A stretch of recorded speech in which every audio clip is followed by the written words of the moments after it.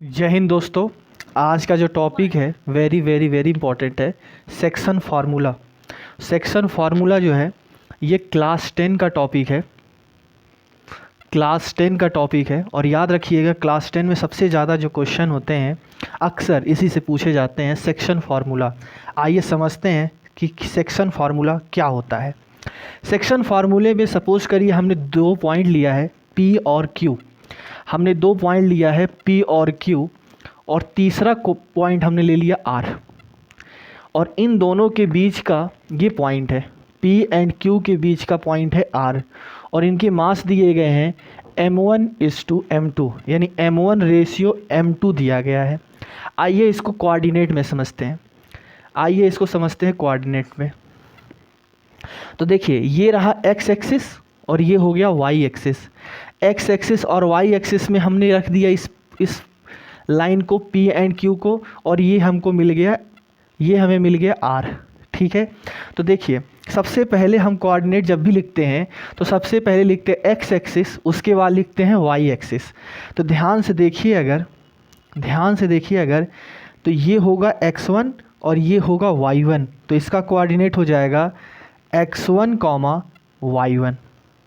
ठीक है, हम यहाँ पे मिड पॉइंट पे मान लेते हैं x और यहाँ पे भी हम इसकी वैल्यू मान लेते हैं y, तो ये हो जाएगा x, y। ठीक है, और यहाँ पे हम मानेंगे x2 और ये हो जाएगा आपका y2। तो ये वैल्यू यहाँ पे कोऑर्डिनेट हो गया x2, y2। ठीक है, अब ध्यान दीजिएगा हमें x1 गिवन होगा, y1 गिवन होगा, x2 गिवन होगा, y2 गिवन होगा और इनके जो मास का रेशियो था वो था m1 और m2, है ना। यानी इनके मास का जो रेशियो है ये m1 और m2 है। तो फॉर्मूला हो जाएगा x कोऑर्डिनेट निकालने का। हमें x कोऑर्डिनेट निकालने का क्या फार्मूला हम लिखेंगे, ध्यान से समझना क्योंकि यही इंपॉर्टेंट है। x कोऑर्डिनेट का फॉर्मूला कैसे निकालेंगे, तो देखो m1, इस m1 का मल्टीप्लाई करेंगे इस x2 के साथ प्लस, ठीक है, m1 का मल्टीप्लाई करेंगे x2 के साथ और m2 का मल्टीप्लाई करेंगे x1 के साथ और अपॉन टोटल मास लिख देंगे, सम ऑफ मासेस। फिर से समझ लीजिए, हमें x कोऑर्डिनेट निकालना है तो x कोऑर्डिनेट निकालने के लिए हम क्या करेंगे, m1 की मल्टीप्लाई करेंगे x2 के साथ और m2 का मल्टीप्लाई करेंगे y1 के साथ। ठीक है, और नीचे हम क्या कर देंगे, सम ऑफ मासेस यानी m1 प्लस m2 हम लिख देंगे। ठीक है, इसी तरीके से y कोऑर्डिनेट निकालना है। y कोऑर्डिनेट निकालने के लिए हम क्या करेंगे, m1 into y2 plus m2 into y1 upon sum of masses m1 plus m2। देख लीजिए ये आपका फॉर्मूला हो जाएगा x कोऑर्डिनेट और y कोऑर्डिनेट निकालने का, यही फार्मूला होता है, यही समझना है आपको। इसी पे हम एक क्वेश्चन अभी कराएंगे, पहले इस पे आ जाइए। मिड पॉइंट फार्मूला क्या होता है। अगर सपोज करो देखो ये r की जो वैल्यू है इनके मिड पॉइंट पे नहीं है, लेकिन अगर हम इसे मिड पॉइंट पे कर दें, अगर इनको हम मिड पॉइंट पे कर दें, r की वैल्यू जो है मिड पॉइंट पे कर दें, तो जो m1 और m2 का रेशियो होता है वो हो जाएगा 1/1:1, ये हो जाएगा अगर इसे मिड पॉइंट पे हम कर देंगे तो। अब ध्यान दीजिएगा यहाँ की वैल्यू क्या है, x1, y1 और यहाँ पे क्या है x2, y2 और यहाँ पे क्या है x, y। ठीक है, अब ध्यान दीजिएगा कि अगर हमें x निकालना होगा तो हम क्या करेंगे, m1 का मल्टीप्लाई करेंगे x2 के साथ प्लस m2 का मल्टीप्लाई करेंगे x1 के साथ अपॉन सम ऑफ मासेस। अब ध्यान दीजिएगा यहाँ पे रेशियो देखो 1 है ना, तो हम यहाँ लिख सकते हैं m1 की जगह पे 1 into x2 plus 1 into x1 upon 1 plus 1, यानी वैल्यू हो जाएगा x2 प्लस x1 बाई 2। ये मिड पॉइंट का डायरेक्ट फार्मूला आपको लगाना है। अगर एक को x की वैल्यू पूछ दिया जाए और r जो है मिड पे है, यानी मिड पॉइंट हो, पी क्यू और आर क्यू जो है बराबर हो, अगर पी आर जो है आर क्यू के बराबर हो, तो ऐसे कंडीशन में आपको डायरेक्ट ये फार्मूला लगाना है। आपको डायरेक्ट ये फार्मूला लगाना है x2 plus x1 upon 2, direct ही लगा दीजिएगा, आंसर आ जाएगा। सेम इसी तरीके से y की वैल्यू, y निकालना है तो m1 x2 सॉरी यहाँ पे हो जाएगा y2 plus m2 y1 upon m1 plus m2। अब हम यहाँ क्या लिख सकते हैं, 1 into y2 plus 1 into y1 upon 1 plus 1, यानी यहाँ हो जाएगा y2 plus y1 upon 2। Direct ये फार्मूला हम यूज कर देंगे, ठीक है। अगर ये मिड पॉइंट पे नहीं दिया जाएगा तो ये फार्मूला हम यूज करेंगे, और अगर r जो है इन दोनों के मिड पे दिया जाएगा तो याद रखिएगा ये दोनों फार्मूला यूज करेंगे। x कोऑर्डिनेट निकालने का फार्मूला हो जाएगा x2 प्लस x1 बाई 2, और y कोऑर्डिनेट निकालने का हो जाएगा y2 प्लस y1 बाई 2, ठीक है।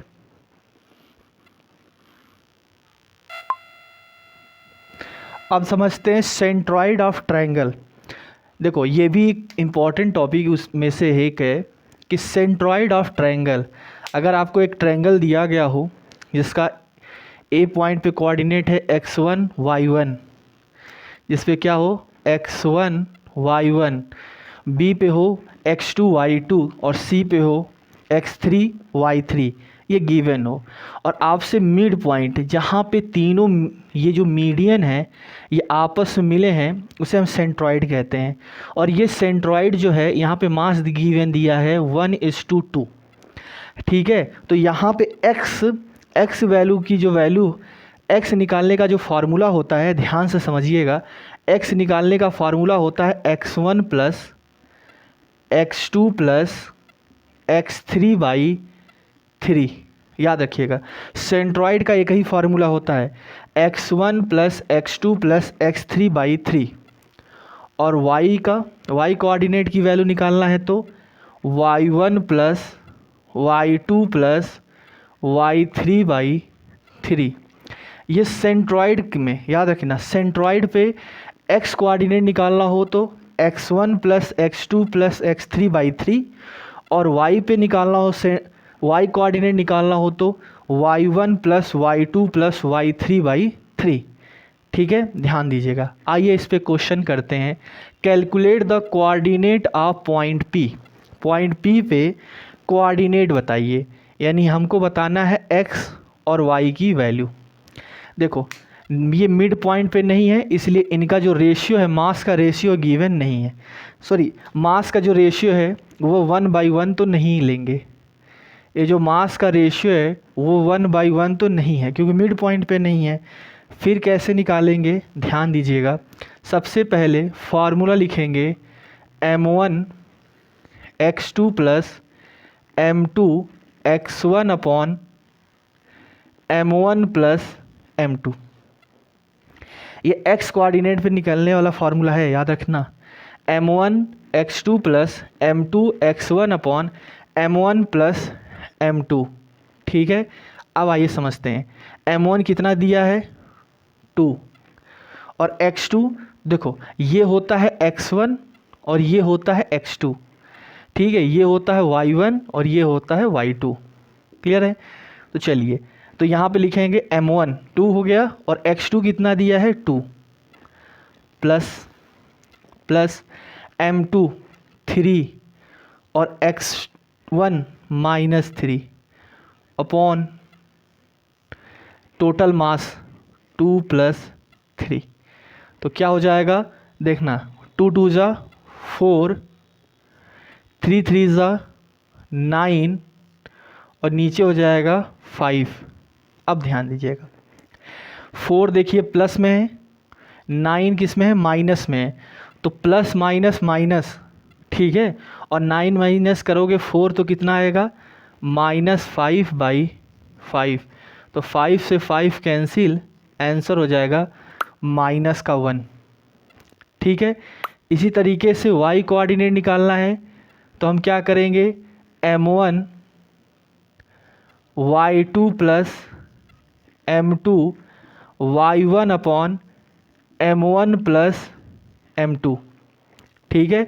चलिए आइए करते हैं, m1 की वैल्यू क्या लिखेंगे 2 और y2 की वैल्यू कितना होगा -7 प्लस 3 इंटू, यहाँ पे हो जाएगा y2 की वैल्यू दिया गया है 3 अपॉन 2 + 3 सम ऑफ मासेस, ठीक है। देखो 7 2 ज़ा माइनस में 14 प्लस 3 3 ज़ा 9 अपॉन 5, तो यहाँ पे वैल्यू कितना आ जाएगा, ध्यान दीजिए 14 से 9 गया तो माइनस का 5/5, यहाँ पे भी देखो कितना आया है -1, यानी x की वैल्यू भी -1 होगी और y की वैल्यू भी -1 होगी, ठीक है। देख लीजिए एक बार। अब समझते हैं to calculate the coordinate of point P। यहाँ ध्यान से देखो तो ये जो P पॉइंट है इन दोनों के मिड पे है, और मिड पे होने की वजह से इनका जो मास गिवन है 1:1 दिया गया है। अब हमें x और y की वैल्यू निकालना है, x कोऑर्डिनेट और y कोऑर्डिनेट की वैल्यू निकालना है। तो कैसे निकालेंगे, x इक्वल टू होता था formula, x equal to formula होता था x1 + x2/2, यही होता था। तो ध्यान से देखो अगर हम करेंगे, x1 कितना दिया गया है यहाँ पे 2 प्लस, और x2 कितना दिया गया है 5/2, कितना आ जाएगा 7/2, ये देखो 7/2 आंसर आ गया।